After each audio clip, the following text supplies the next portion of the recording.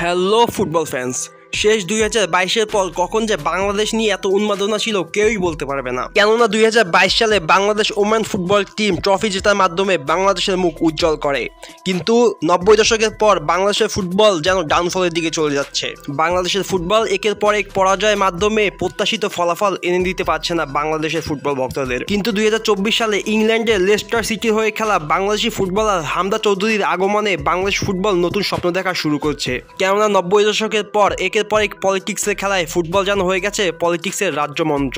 তরুণ মেধাবী ফুটবলার থাকা সত্ত্বেও বাংলাদেশের ফুটবল তাদের বাছাই না করে কোটা সিস্টেম তৈরি করেছে, যার মাধ্যমে ভালো ভালো মেধাবী ফুটবলাররা ছিটকে পড়ছে ফুটবল খেলা থেকে।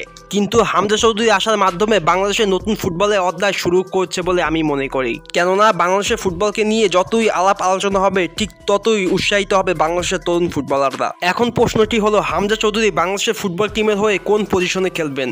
সাংবাদিকরা তাকে প্রশ্ন করার উত্তর দিয়েছেন তিনি সেন্টার মিডফিল্ডার হিসেবে খেলতে চান। বাংলাদেশ ফুটবলে সেন্টার মিডফিল্ডার হিসেবে কোনো ভালো প্লেয়ারই নেই জামাল ভুঁইয়া ছাড়া। Centre defence midfielder Jamal Bhuiyan থাকলেও সেন্টার অ্যাটাকিং মিডফিল্ডে কোনো প্লেয়ার নেই, যার ফলে বাংলাদেশ ফুটবল খেলোয়াড়রা অ্যাটাকিং এর দিক দিয়ে বেশি সুবিধা পাচ্ছে না। বাংলাদেশ সেন্টার মিডফিল্ডে খেলা অন্যতম খেলোয়াড় হৃদয় বাংলাদেশের 3 থেকে 4টি ম্যাচ ধরে টানা ভালো ফর্মে আছেন। মিডফিল্ডে হামজা চৌধুরী, হৃদয় এবং জামাল ভুঁইয়া মিলে ভালো অ্যাটাকিং বিল্ড আপে সাহায্য করতে পারে বাংলাদেশের ফুটবল দলকে। হামজা চৌধুরী বাংলাদেশে আসায় ভারতের ফুটবল দল কিছুটা হলেও হেলে গিয়েছেন, কেননা 8 মাস আগে বাংলাদেশ ফুটবল দলে হামজা চৌধুরী ফিরে আসার খবর শুনে রিটায়ার্ডে যাওয়া 40 বছর বয়সী সুনীল চেত্রী ভারতের ফুটবলে কামব্যাক করেছেন, যার ফলে ভারতের দলে আরো 2 জন যোগ করেছেন ডিফেন্সিভ মিডফিল্ডার। এর ফলে বোঝা যায় কিছুটা হলেও ভয়ে আছে ভারতের ফুটবল দল। হামজা চৌধুরী 20 তারিখ মানে আগামীকাল যোগ দিবেন বাংলাদেশ ফুটবল ট্রেনিং ক্যাম্পে।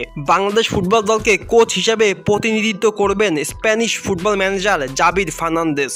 বাংলাদেশ ফুটবল টিমকে কে ক্যাপ্টেন হিসেবে প্রতিনিধিত্ব করবেন এই প্রশ্নে জামাল ভুঁইয়া উত্তর দেন, আমি ক্যাপ্টেন থাকি কিংবা নাই থাকি আমার কোনো যায় আসে না, আমাদের ফুল লক্ষ্য হলো ভারতের বিপক্ষে ম্যাচটি জেতা। বাংলাদেশের মিডিয়া হামজা চৌধুরীকে প্রশ্ন করেন, আপনার ভবিষ্যতে করণীয় কি? হামজা চৌধুরী উত্তর দেন, তার একমাত্র লক্ষ্য ভারতের বিপক্ষে ম্যাচটি জয়লাভ করা। ভিডিওটি শেষ করার আগে আমি কিছু কথা বলে যাই।